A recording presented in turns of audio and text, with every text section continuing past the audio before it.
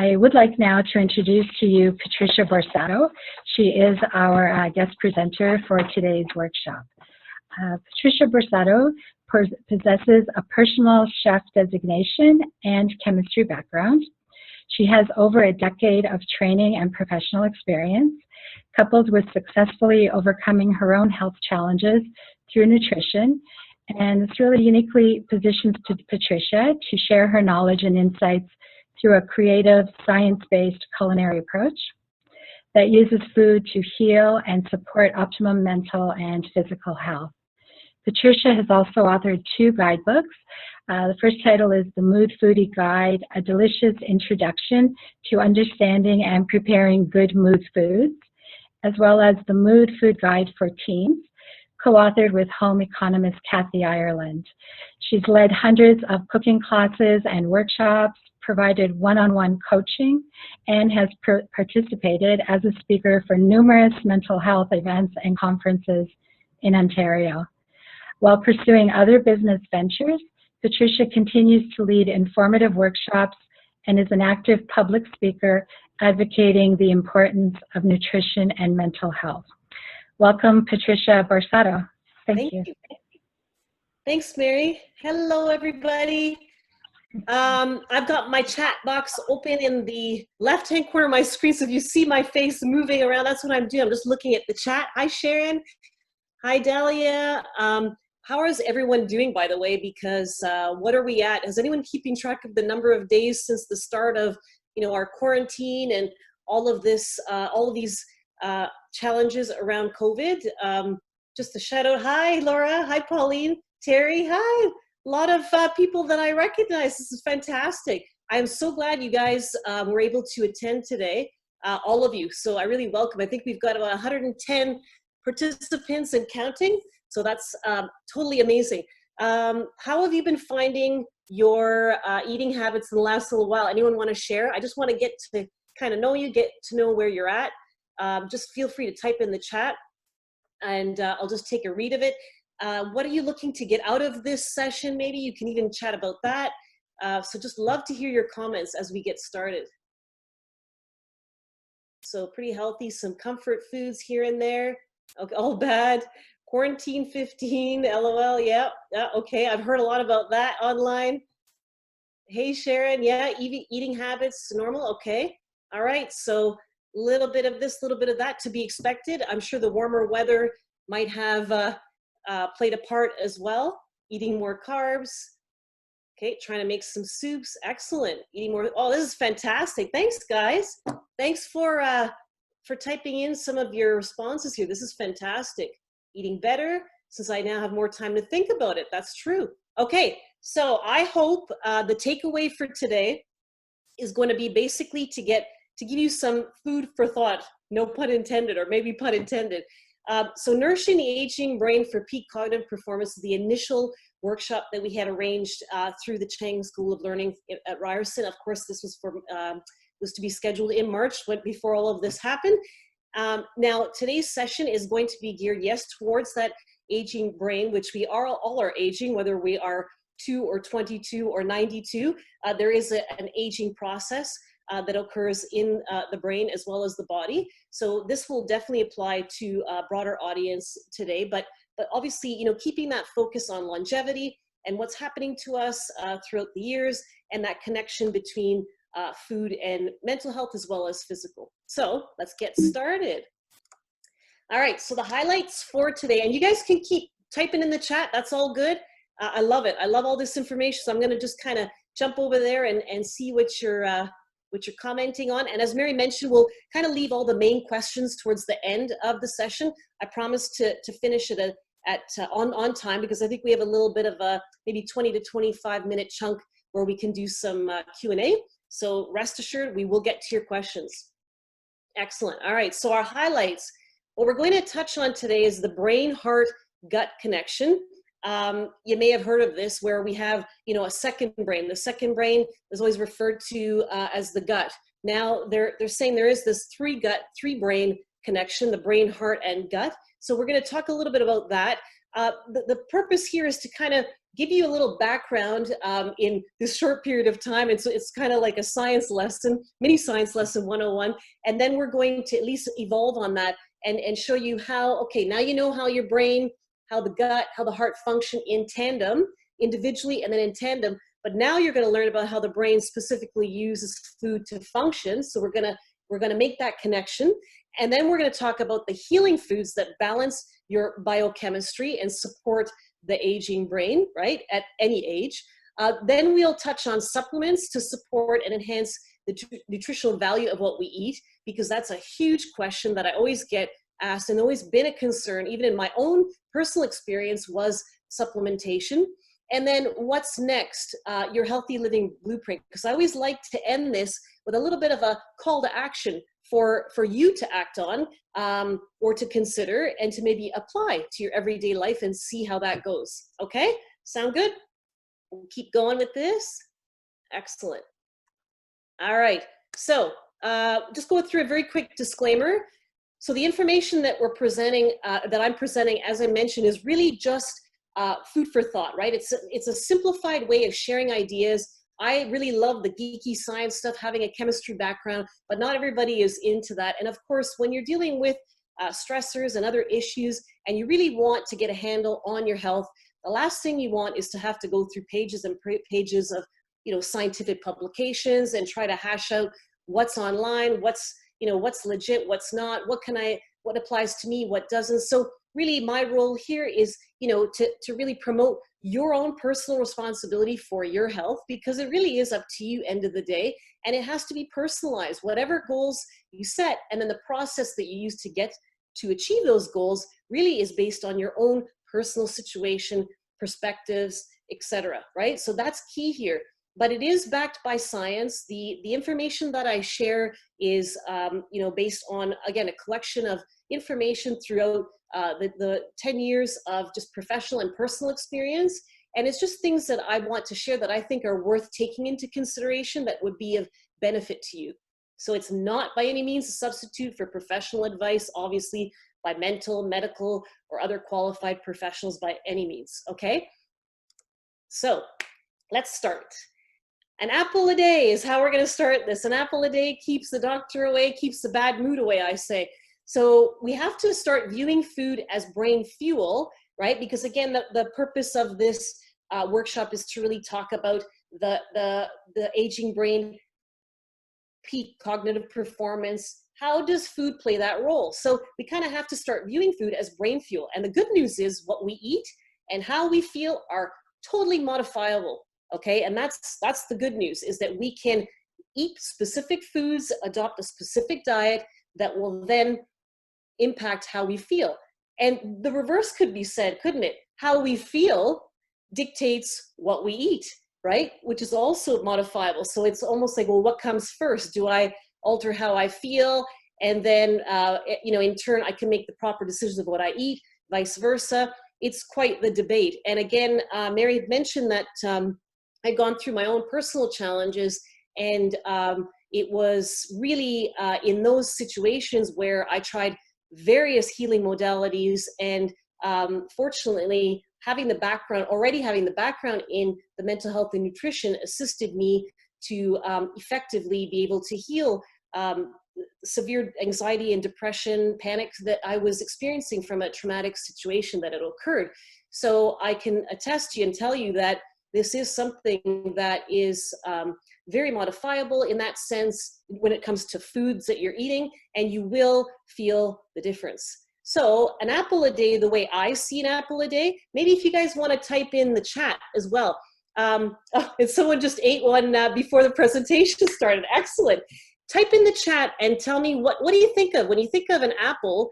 What are you thinking of? What's the first thing that comes to mind? If you want to type that in the chat, and while you're doing that, I'm just going to pop up my version of what the 4 key elements that I think of when I think of an apple. So we have whole food, vitamin C, high sugar, pesticides, okay, yeah, the crispy, what else we have? Fills you up, okay, and then some have aversions to apples. They cause stomach issues, okay, allergy, staple food, peanut butter. Okay, so as you can see, a variety of perspectives around the apple itself. But in terms of an apple as brain fuel, if we set aside the issues around allergies, etc., and not saying that you have to have the apple, but just apple representing a food ingredient, right? It is something that, for example, has hydration properties. So the water helps the brain make vital neurotransmitter chemicals, which we're going to learn about in the next few slides, and hormones. It's a complex carbohydrate. So those B complex vitamins actually balance our serotonin levels, and serotonin is that feel-good chemical that we'll also talk about in later slides. Increases optimism, quality of sleep. The vitamin C content and quercetin help reduce deterioration of memory and overall brain function as we age. Antioxidants and flavonoids are found in the apple, just like anything that has bright colors, by the way, typically have a lot of flavonoid content, antioxidant content, which we'll talk about what those antioxidants do. And those protect as well as assist in our brain and neuron function. So this is kind of how I started to view food. Okay, not just apples, but food, just based on my learning, right? So I had to learn all of this and then adopt what I had learned into a protocol for myself, for my own personal lifestyle as well, that was going to assist in my healing, as an example. So I'm going to kind of walk you through this and parallel it to my personal situation, because I think that'll help you to gain some additional perspective. Okay, so that's what we're thinking about now in terms of brain fuel. So I hope that we all can kind of just put that perspective in mind and think, okay, now moving forward, as we talk about the different foods, etc., you might start to think, okay, how is this fueling my brain versus just my body? And it's not that we're neglecting the body, it's just that we're just taking into consideration that the brain is the hub, right? It's the main control center for the body as well, okay? So we're gonna move on to our next slide. And then we have some questions. Okay, Liz, I'm going to answer your question at the end, I promise, regarding the applesauce. So just remind me again towards the end of the presentation. So the brain-heart-gut connection in one slide, because again, we could go on with this for quite some time, and I wanna be mindful of our time. I'm just gonna do a quick time check there. Okay, so as I mentioned, we have the brain, and then the second brain, which you may have found a lot of scientific publications now. It's pretty much, I would say, common knowledge that the gut, they're saying the gut is the second brain. The heart, they're saying, is the third, or the heart, at least at a minimum, is working in tandem with brain and gut. And here's why. So just know that the brain, the heart, and the gut have a heck of a lot of neurons, okay? So the neurons are those cells, and we're gonna talk about these in the next slide. I'll show you actually a cool analogy that I use to describe what the neurons are, neurotransmitters, etc. But just know that it has the same lining. So it's a neurotransmitter, a neuron lining that is found in the brain, also in the heart and the gut, interestingly enough. So look at your brain, 70,000 thoughts per day with an average attention span of 20 minutes. Do the math, folks. So take your age by number of days and multiply that by the 70,000 thoughts. And if you figure it out, want to type it into the chat, let's see how many thoughts that this brain can process in a day, okay? But yet look at our average attention span is 20 minutes. Our brain consumes 20% of our body's oxygen intake. So this is really important to keep in mind, because while we feel, okay, by mass, it's small in comparison to the body, right? It actually does take a significant amount of oxygen and energy in order to function. But the brain is a very generous organ. So what it does is it'll say, hey, heart, body, all the others function, all the other organs need energy to function. I will, take a back seat, and I'll just take whatever is left. And that's what you find when you have brain fog, irritability, etc. is typically because you may not have fueled your brain enough. Maybe enough fuel to keep the body going, that the belly's not rumbling, but perhaps it wasn't nourishing. And I don't mean just quantity of food, but quality of food wasn't nourishing enough for the brain to be satisfied and be able to function at optimum level.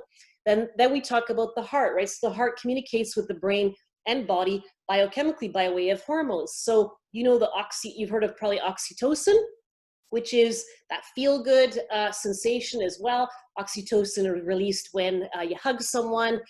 So that is actually produced in the same range as those produced in the brain. So that's quite interesting as well. You know how they say lead with your heart, not with your brain. Well, technically, maybe leading with your heart, you are sort of directing your brain and working in tandem.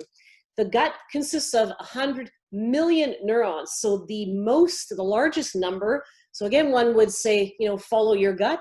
Your gut does a lot of thinking, feeling as well.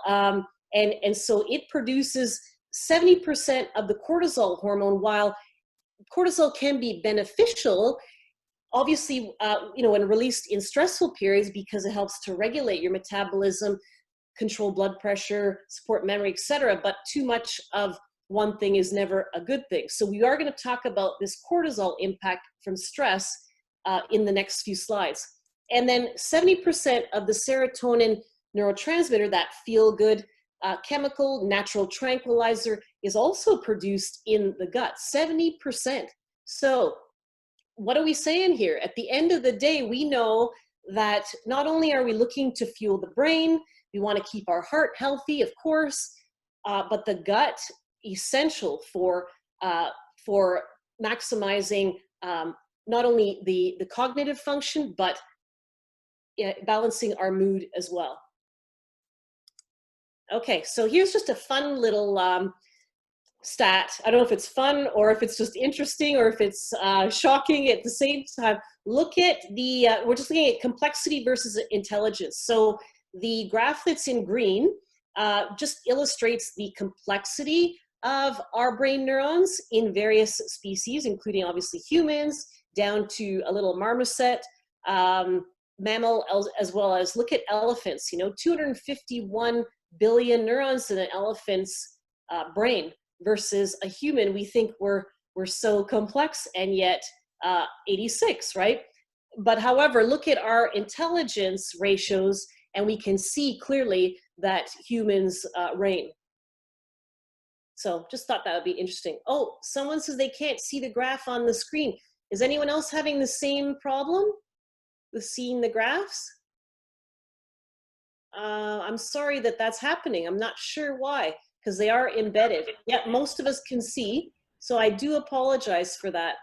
Anyways, the graph just shows a number of different mammals and then humans, and it just basically talks about the fact that I was just illustrating that elephants have 251 billion brain neurons versus humans that have 86 billion. And we might think, well, then, you know, are elephants more intelligent? But it's not based on necessarily intelligence. So the number of brain neurons versus cerebral cortex neurons will differ, because there's different sections within our brain that control different aspects. Okay? All right, so now we're going to get into, I want to just focus a little more on that gut-brain axis, okay? So that gut-brain relationship, because food really plays an integral role in this. So you know that, or you may not know, but within the gut is the microbiota. So all these, you know, you hear a lot about probiotics, right? Probiotics and prebiotics and gut bacteria, good bacteria versus bad bacteria. So we want to obviously ensure that our gut, now that we know the gut has a huge role in terms of cognitive health overall, we want to ensure that the gut is working well, because when it works well, it works well in tandem with our brain. So here it's just illustrating that good intestinal bacteria produce over 30 mood-enhancing brain chemicals. So we do really need to rely on gut health. Now, there's an influence on the neurotransmitters, which we're going to talk about what those are, little chemicals, on stress and anxiety, mood, and behavior.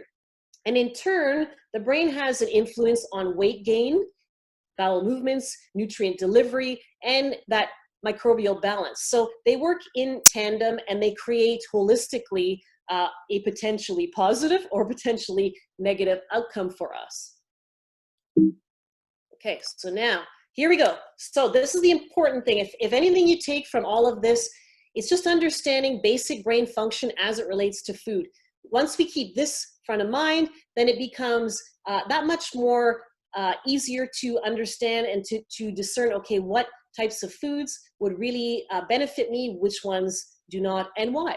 So we have neurons, neurotransmitters, amino acids, and protein listed here, okay? So I have these words listed. So the first thing, your neurons.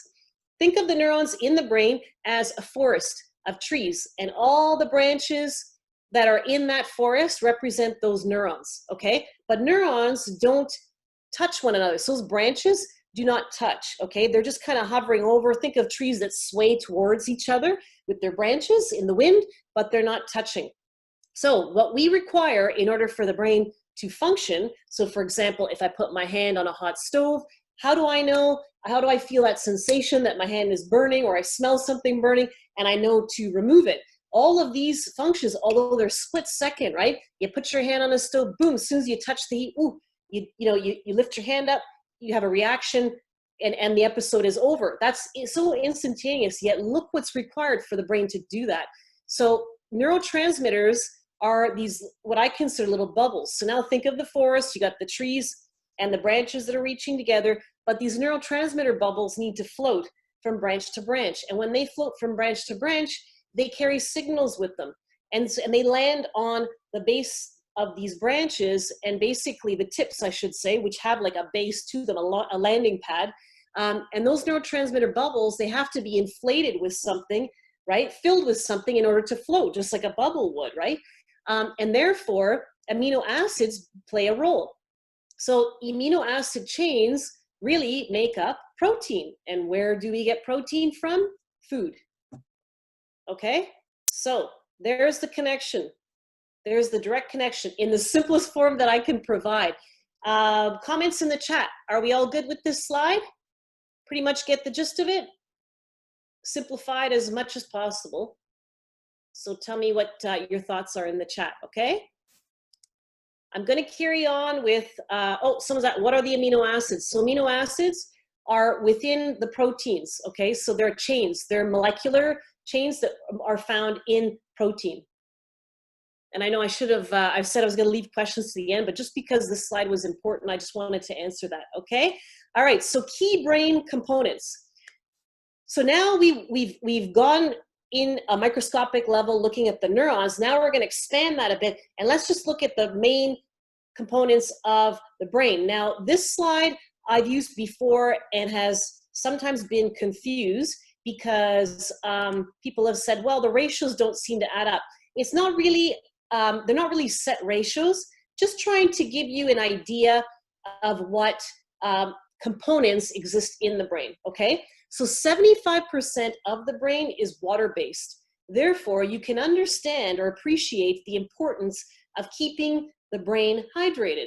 Do you know that if you even have less than 1% loss of water in the brain, you will actually already feel the effects of dehydration. Therefore, the brain will start to get a little foggier. You might get irritable. So that's really key. And us just sitting here at our desks, you're listening to me, I'm speaking, I'm probably dehydrating at a faster rate, and I'm going to take a sip of water while we're at it. But you'll find that if you do start to feel the brain fog, and yet if you get a headache or you notice you're just irritable, sometimes just reaching for some water will actually already create a sensation of just refreshment, like you feel refreshed. In the sense you just start to be a little more alert. It's almost like someone's splashed cold water on your face, so to speak. The amino acids, which are found in the proteins, as I mentioned, and those neurotransmitters are made up of those. So there are proteins within those neurotransmitters. So that was to answer the one question there for Chuck indirectly, but we were going to talk about it anyways here. So there is a component within the brain that is made up of proteins. Also good fats, also glucose fuel, right, which is stored in there. So do you know that the brain requires the equivalent of about 25 to 28 grams of glucose fuel, which exists in one banana? Now, it doesn't mean that all you're going to eat in a day is one banana. But it's just giving you an idea of the amount of glucose fuel so that we don't necessarily need to go overboard when it comes to our glucose intake. And then micronutrients and minerals. So the micronutrients and minerals we're going to talk about, but there are various components that it needs, and it plays a balancing act. So it needs a bit of this and a bit of the other. For example, a decent portion of zinc and copper, but too much copper causes anxiety, and not enough zinc causes depression, and vice versa. So there's what are called compatible ratios of different minerals that kind of work together: sodium, potassium, etc. Okay, so remember I mentioned biochemistry and balancing your biochemistry. So it's the study of chemical processes related within and relating to living organisms. So just keeping that in mind, when I mentioned the word biochemical, it's basically just talking about those chemical processes that are happening biologically within you. Okay, so now we go to the connection, a little deeper, okay, into the connection. So we have neurotransmitter bubbles that I've mentioned before. So the neurotransmitter chemicals and that chemical production gets drained with stress. That's a given. I'm sure all of you would agree with that. I mean, anything, when it comes to stressors, good or not so good, excessive excitement, right?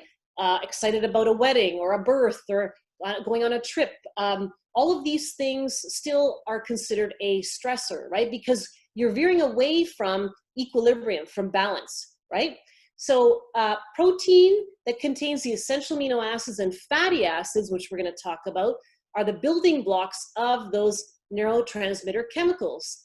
Okay, so again, the essential amino acids and the fatty acids are contained within protein, are the building blocks of those neurotransmitter chemicals. So we have food at the bottom of our arrow, right? Going up to balance, because ultimately, what do you want to achieve? You always want to achieve balance. And by the way, your brain and body are always working diligently to ensure that you do have a state of balance as best possible.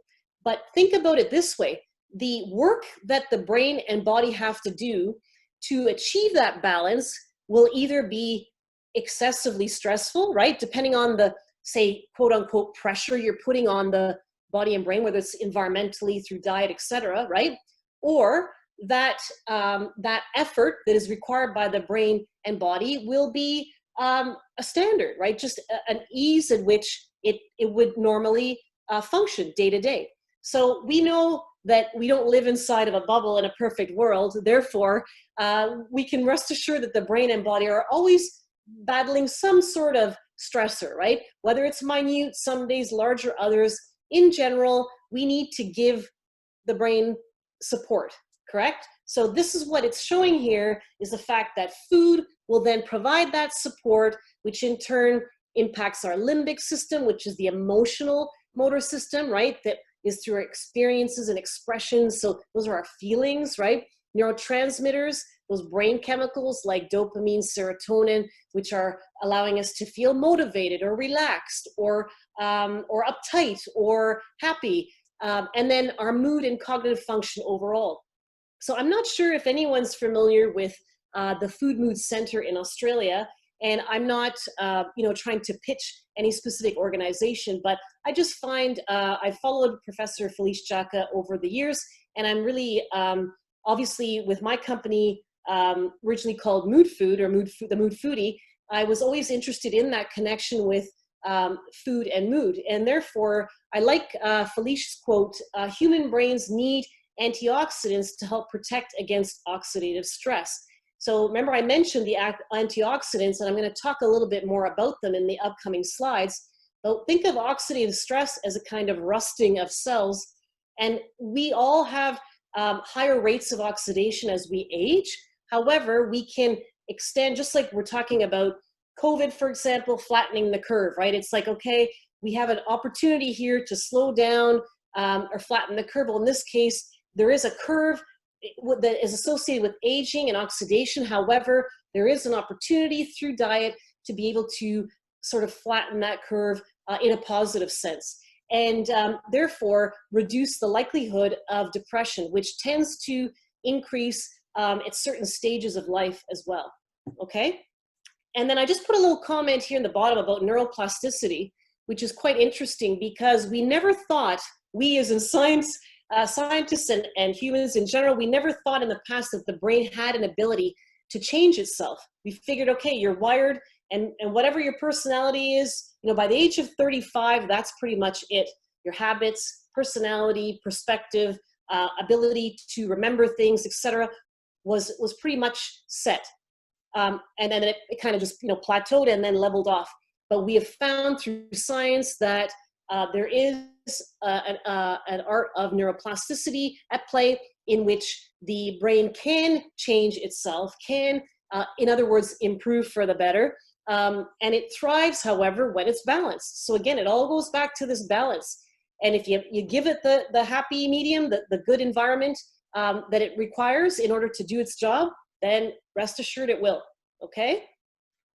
All right, so again, just reiterating about the homeostasis, balance, right? And so take a look at this curve, right? So we wanna kind of flatten our own biological curve in the sense that we wanna continue to improve performance, but we don't necessarily wanna have such a sharp decline as we age, but not just a decline that's associated with aging, but even in a situation with a stressful event. So take, for example, as I said, my personal situation is that I found, okay, I'm in a traumatic, I'm experiencing a traumatic situation, and I'm basically in a fight or flight response, go, go, go. I'm high on adrenaline, you know, my own adrenaline rush, and trying to work through my situation. And then we get to a point where the body and the brain can only do so much. It's basically running out of fuel and resources and capacity, and therefore, regardless of your age, when you're in a stressful situation and you're not allowing for the proper support, nourishment, etc., then we find that there's obviously a sharper decline, right, in this balance than there would be in the average individual who's just carrying out an average day. So just looking at the study of physiology, it's based on the principle that all cells, tissues, and organs strive to maintain a static or constant steady state condition. So that's the good news. The body wants to heal itself. The brain wants to heal you, right? But it's just a matter of giving it the proper foundation, okay? So that's what this slide was all about. I hope you could see the graph on this one. It's kind of embedded similar to the others, so. All right, so here is knowing the difference. So mood foods. How many of you, and you can type in the chat, always think about like a favorite comfort food, and you've heard the term comfort food. When you think of comfort foods, right, I just really like this, this little ad here. Comfort foods, sick or sad, these make you feel better. So this ad goes probably back to 50s, 60s, always we have, right? Chocolate, yeah, exactly, chocolate. How about grandma's apple pie, or hamburgers, you know, or on a Friday night when you're a kid, or, you know, a bowl of chips, mac and cheese, ice cream, all these things that exactly make you feel good in the moment. But when I remember, when I was endeavoring to teach everyone about what I knew about mood foods, I had to ensure that I could make this distinction for them. And that is that you have to know the difference. Don't think that mood foods are foods that boost your mood, in other words, make you happy, and are similar to these comfort foods, because those are fond memories that are eliciting that sense of happiness, right? It's an emotional response. And what it does, it releases endorphins in your body that are linked to cravings. So it's not the same as these chemical reactions that I've been referring to that happen in the brain. So your mood and energy does spike. It certainly does in that moment, but it is not sustainable, right? It's not long lasting, and it's typically followed by a low. And unfortunately, don't have the time to get into that biological process, because there is something that happens that creates that. But just know that this is what's happening when you're consuming foods that are comfort. And we're going to talk about obviously what's the difference here, right? What in terms of what those foods are. But notice on the right-hand side, we talk about true mood foods by definition. What I'm referring to are ones that A, will balance your biochemistry, right? And you know what biochemistry is now that we talked about that, the chemical processes that are happening.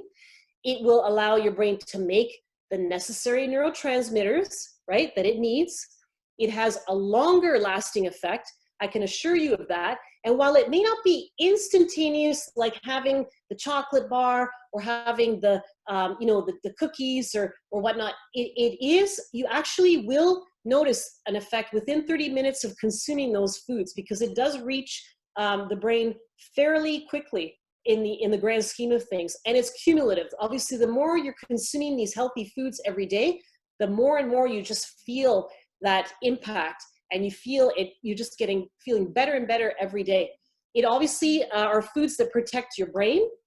They enhance mood, cognitive function, and the important one is stress resilience. So comfort foods can get you through maybe that stressful moment in that moment. However, they do not allow your brain and body to build stress resilience for future events, situations that you may encounter. And then longevity is key, right? So they obviously support longevity versus stressing you out and diminishing the ability for your body and brain to enhance longevity and resilience. We talked about the stress resilience, but overall resiliency, youthfulness, in other words. Okay, so that's the main difference. And so now you see we're kind of building. We went from understanding the three brains, so to speak, or those three main organs that play a huge role around cognitive performance and health overall. And then we went into the specific components, right? A microscopic view of the neurons and how they function in the brain. We talked about that gut-brain connection and the lining in the gut and the importance of the gut in releasing those feel-good chemicals. And now we get into the difference, right? The key difference in those types of foods. So now, in our next slide, let's get into the nitty-gritty of what those foods are. So I wanted to dedicate a couple of slides on good fats, because there have now been, since I started this endeavor with Mood Food back in 2009 or so, there were just some studies coming out, and there's probably many in the works, obviously, around omegas, right? So the omega-3s, but good fats overall, and the positive impact on our intellect as well. So our ability to remember, our ability to learn. And so some of the other positive impacts that they're finding with these good fats is that it promotes fat burn. Remember, good fats, builds muscle faster, actually curbs your craving for junk food, supplies your body with essential nutrients, and it increases, this is the most important one. If anything, my hope is that you'll take away this key point about good fats, is that it increases the absorption of antioxidants and vitamins, and it prevents nutrient loss during cooking.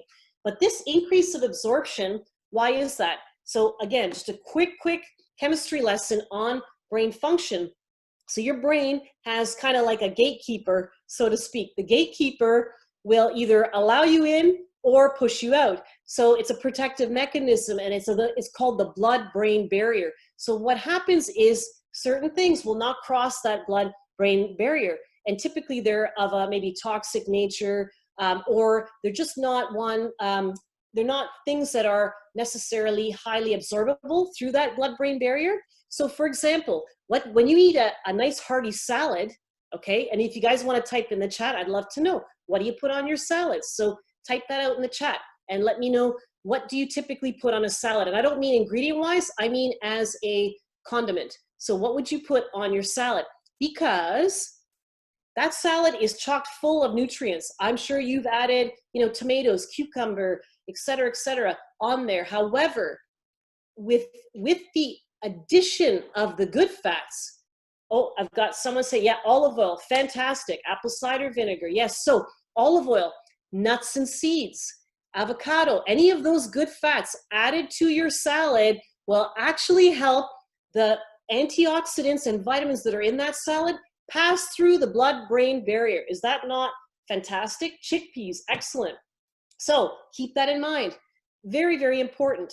Very important. So having that salad with just a squeeze of lemon, you're thinking, okay, well, I'm trying to keep my calories down. I don't want to add, oils, etc. But listen, the proper good fats, like an olive oil, right?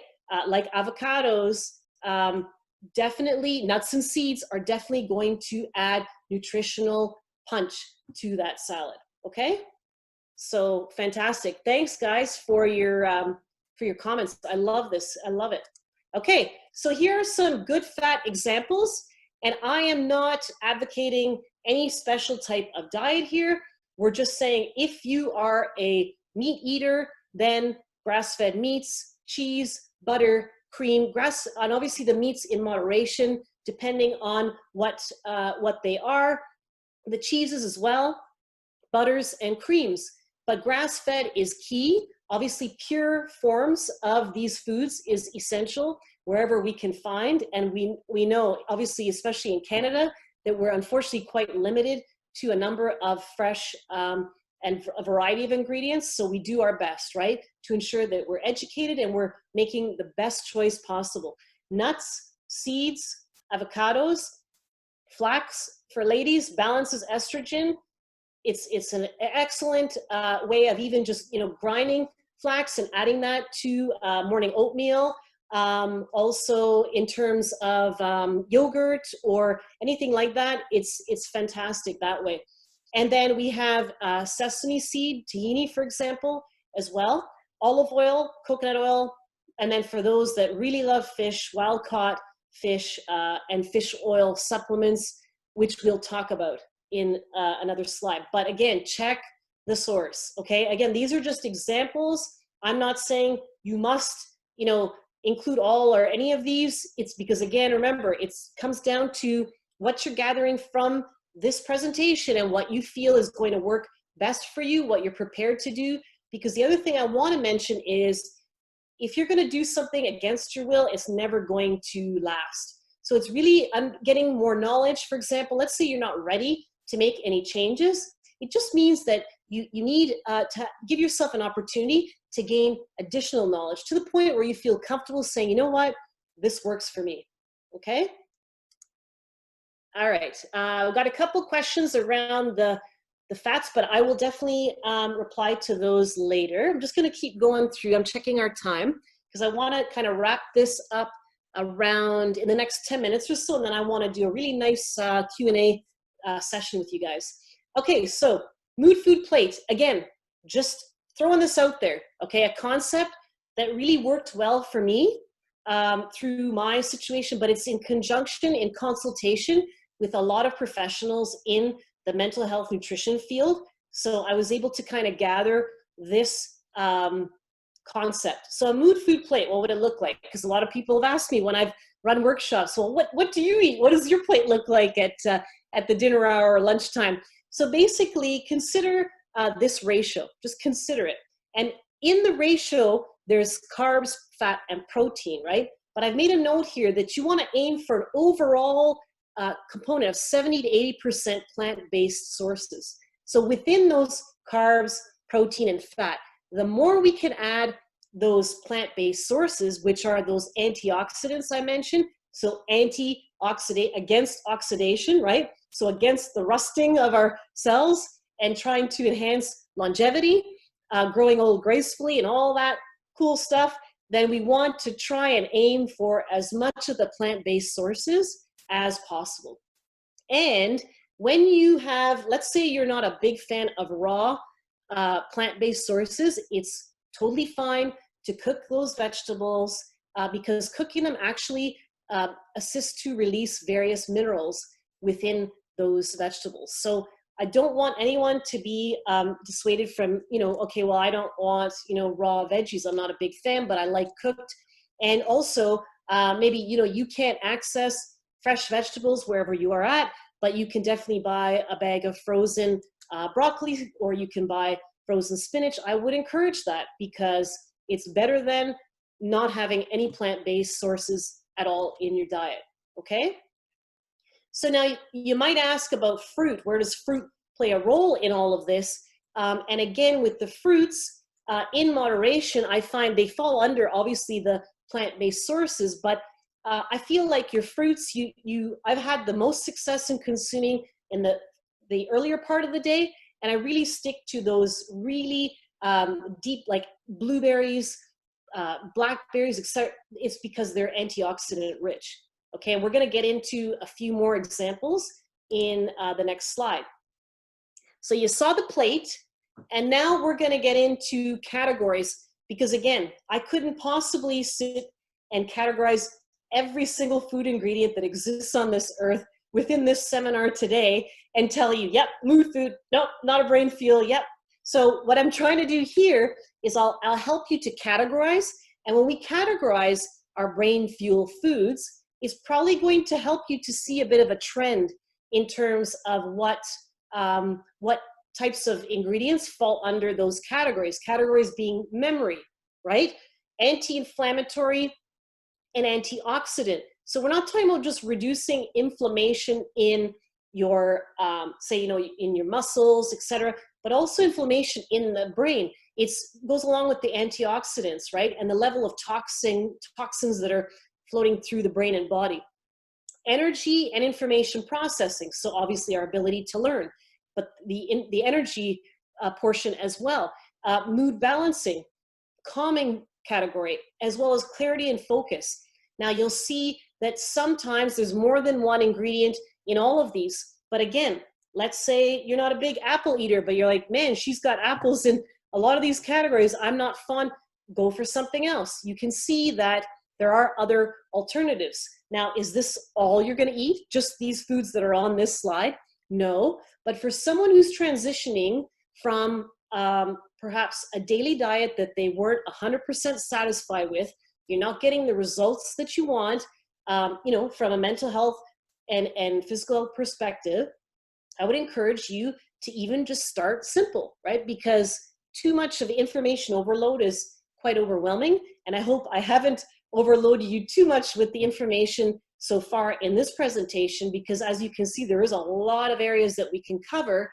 But I mean, start simple, right? And look at these categories, take in the information and decide, is this something that resonates with me? Can I see myself adopting, you know, a diet that encompasses all or some of these ingredients? And if the answer is yes, great, you proceed to step 2, what I'd say. If not, as I said, it just means there might be some additional learning that is required, because the more you learn, the more knowledge you gain, the more apt you are to make a very confident choice as to what your next steps will be to towards your health goal, okay? So micronutrients that I've listed in the far right corner, remember I mentioned to you earlier about like this little balancing act, so zinc and copper, one is the antagonist of the other. There's also sodium, also sodium, potassium. There's ratios that change. So what happens is when we're stressed, we tend to lose more zinc through the urine, okay? And so we aren't necessarily aware of that until we get to a point where perhaps we're feeling quite anxious. And when we get to a higher level of anxiety, which happened to me, we have a buildup of copper toxicity. And copper toxicity is not fun because it aggravates a part of the brain called your primitive brain, which is, you know, your fight or flight response. You're in constant state of panic and agitation, and that's not fun. So it's definitely something, though, that is, again, successfully modifiable, and you can assist that support through the foods that you eat, and by adding more foods that would help your body to absorb more zinc and not to lose so much through those stressful processes. Okay, so I'm going to carry on. I know there's a couple more questions coming, but I will respond to those shortly because we're almost at the end of the presentation, and I think I'm right on point here with time. Okay, the other question I get asked a lot is, okay, fine, so you gave me all this information, now I'm going to take it, and then I'm in my kitchen, like the kitchen I've got behind me, and what do? I'm staring at my fridge, staring at my stove. How do I begin? Stress-free food prep is key, because if we find cooking stressful, and as a chef, I've led a lot of cooking classes, and the bulk of my cooking classes I have always made interactive, almost 90% interactive. I grab my audience, get them to come up and cook with me, because there's nothing better than you being able to take a hands-on approach and ownership of the food that you're consuming and be able to prepare it yourself. But it doesn't have to be complicated. Yes, there are hundreds of amazing, thousands probably, of amazing cookbooks out there, and my hat's off to all those amazing chefs. But what we're talking about today is just trying to get you on track, right? towards your health goals and talking about that cognitive performance, and therefore, let's make it simple. And again, I stress the key ingredient, I would call it, to stress-free food prep is knowledge. Just like the key ingredient is to achieving your health goals is knowledge. So first and foremost, arm yourself with the knowledge you need. So today, you've already taken the first step in arming yourself with a bit more knowledge from today's session. From there, you want to access simple ingredients. So everything I had in the previous slide, right, were simple ingredients. So take a look at this little mason jar. And these are really cool, little jars. You've probably seen them on a lot of, social media posts and even nutrition blogs where they talk about, when you head out to work or to school or wherever you're on the go, you just pack up a little mason jar with some ingredients. But I like the analogy of the mason jar and the layers because it serves as a guide for you in terms of what you will want to include in your food prep, in your meals. So simple ingredients that should include a protein source, a good fat source, fruits, vegetables, carbohydrates, salt and spices. Don't forget, season your food. So that was my third point here. Well-seasoned food, because if it doesn't taste good, you're not going to eat it. Guaranteed. Doesn't matter how much you feel it's good for you, you're not going to eat it on an ongoing basis. And why can't you enjoy healthy food? Why can't it be satiating and enjoyable? Of course it can. Fresh herbs. Definitely. Fresh herbs have so many detoxifying properties, but as well, they add that extra flavor as well to your food. Plant-based oils, okay, that we talked about, some of the different oils that we'd add on salads, etc. And then your acids and vinegars. Don't forget, lemons, limes have very hydrating properties as well. And those vinegars, apple cider vinegar, any types of acids that you want to use to enhance your food. Now, it's not all of this in one jar, right? And it's not all of this in one sitting. Your fruits may be attributed to your breakfast, as I said, or a snack. You may not have necessarily carbohydrates present in your dinner during, on one night or in a day. You may not have carbs that entire day, or not as many, because you should at least try to target all of these on a daily basis, but you might not have as many. So the ratio is going to vary, but at least this is your guide. And the more you can check off all of these categories, the greater your impact, your positive impact on your health. Flash frozen, as I mentioned. So if you don't like raw ingredients all the time, then flash frozen foods. So, when you buy berries, they say they're individually quick frozen, flash frozen foods. Those are fantastic. Try to eat your frozen foods, though, in a fairly short span of time. You don't want to, hit the deep freezer 2 years later and have to, shake off or chip off a layer of ice and then use those veggies. Chances are they're not going to taste so good and likely not as nourishing. One pot, one pan. I challenge you all to try for a week to just do some one pot, one pan recipes. Heck, a lot less dishes. You can enjoy the great weather now. And again, you can really pack a nourishing punch into one pot, one pan. I know someone at the beginning in the chat said they're making a lot of soups during this time. Fantastic way to add so many ingredients that are in the mason jar category here into one pot. And then as well, oven baking, because it's that set it or forget it mindset, right? So it's really, you can slow cook the food, oven bake, leave it aside. We want it to be stress-free. Why? The more your cooking practices continue to be stress-free, the more you will enjoy it, okay? Or at least if you're really turned off by cooking, you'll at least get through it without feeling so burdened or stressed out. That would be the goal, and that's the information I wanted to share in this slide. So I'm just looking at some of the comments. Love my toaster oven. Awesome, Wendy. One pan, yep. I am relaxed cooking. Good therapy. Yes, excellent. Perfect. Okay. Let's talk about supplementation. And supplementation, I have an X over, it used to be only for vegan, elderly, pregnant, or say sun-deprived individuals. So going way back on the dawn of supplementation, it was typically something reserved for that. Now we see the supplement industry, billion-dollar industry, ever growing, so many supplements out there, so many companies getting into the supplement game. What do we do, right? What do we do? Now, I want to just share some information with you on supplementation. And then again, it's something for you to just take into perspective and determine what's best. But when it comes to supplementation, I really strongly recommend you talk to your healthcare practitioner, whoever is assisting you with your health goals, that is a professional, can help to further guide you with this. So I just want to share this kind of information with you. So vitamin and mineral deficiencies are typically linked to the following. So there's 10 items here that you'll see. And obviously, the aging brain is one that we're addressing today. Gastrointestinal disorders, though, again, it's affecting our second brain, our gut. Obviously, with allergies, there's a number of different things that are linked to vitamin and mineral deficiency. But does this mean that we all need to be on supplements? No, it's not necessarily.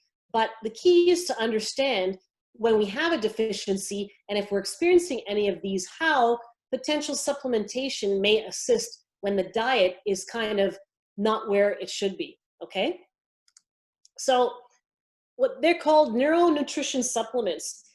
So first of all, going back to supplements in general as a category, supplements are meant to supplement, in other words, enhance the absorption of the nutrients in the food you eat, okay? So again, they enhance the absorption and the beneficial properties of the food you eat, the nutrients that are in that food.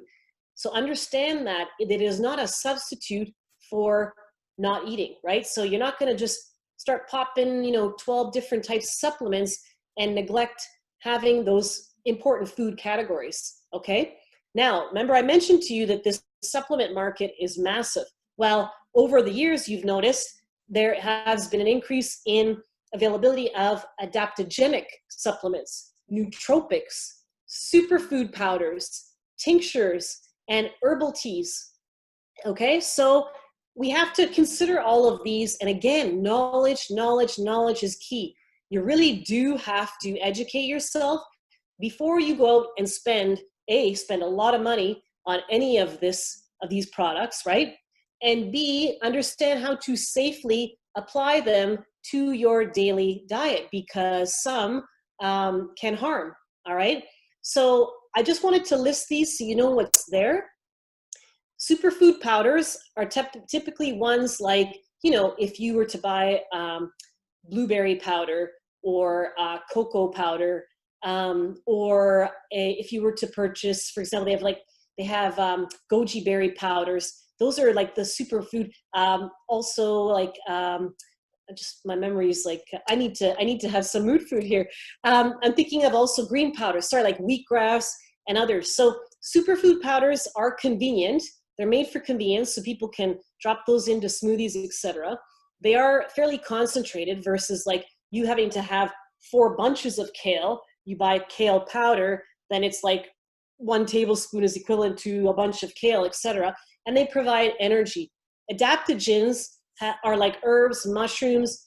They typically are found maybe in the tincture format, tincture being a liquid, and it's a very concentrated liquid, or in a powder form or pill form. And they are typically for stress reduction, immune support, mood. Nootropics, though, tend to be synthetic, and they're those ones, if anyone's ever watched the movie Limitless with Bradley Cooper, he takes these pills and the guy becomes super ultra intelligent, remembers things, he's just, superhuman, so to speak, mentally. And those, that was just an example at that time of a more dangerous form, obviously, of a nootropic, something that really releases potential in the brain. But there are some natural and less potent sources of nootropics, and those are those mood foods. So when you're consuming those foods that we mentioned, they do have a nootropic effect, just not as potent, not as instant, but it is there. Herbal teas are fairly safe, provided you don't have any allergies to the specific herbs in teas, but there are many blends out there that assist with sleep, digestion, and mood. And then tinctures, as I mentioned, They provide a rapid absorption, convenience because a little bottle you can take with you, and they really assist with stress reduction, immune support, cognitive support, sleep, digestion as well, many functions. So again, with the supplementation, a lot of the times, you know, most of the time you'll reach for these, again, to support a health goal, to support your current diet, but you're looking to enhance that diet even further. That's what I always say, like 80 to 90% of your protocols gotta be based on your diet, okay? Just looking at the comments here. So, okay, there's some questions which I'll get to in a minute. Protein powders and multivitamin protein powders, any info on quantity, dose of supplementation. Okay, let me just see. I have one last slide and then I'll get into those questions. So the last thing to end this presentation is basically to talk about your healthy blueprint. So now you've been armed with some knowledge today, right? Some food for thought, some things to take into consideration. What do you do with it? What's next, right? So you develop your own healthy blueprint, which is something that I have done, and I've actually helped individuals through my workshops and teachings in the past to do, because it's not about relying on someone else to help you achieve your health goals for the long haul, right? You might have a coach or a healthcare practitioner, someone that's supporting you along the way, but they're not ultimately in charge of your health, you are. So this is why I call it your healthy blueprint. And the blueprint is basically your own personal plan. It's your awareness, full awareness of what works and what doesn't work for you, right? And the health goal, key themes and strategies that you implement are yours and unique to you, okay? And they're basically, you tailor it, it's tailored to any dietary requirements, whether you're vegetarian, vegan, if you're gluten-free for health reasons, grain-free, paleo, you're into paleo or keto or hypoallergenic diet, it doesn't matter. You can still create your own healthy blueprint, right? Using food as that main protocol, as I mentioned. So my question to you, you can think about, what is the personal health and well-being transformation you want to create for yourself without focusing on the potential effort it would take, or if it's even achievable? Because how many times do we talk ourselves out of all of that because we think, no way, this is unachievable, or it's going to take a lot of effort? Don't worry about those things and just set your goal. So if you want to screenshot this slide, you can. If you want to email me later and ask me for this particular slide, I can share that question with you, that transformation question.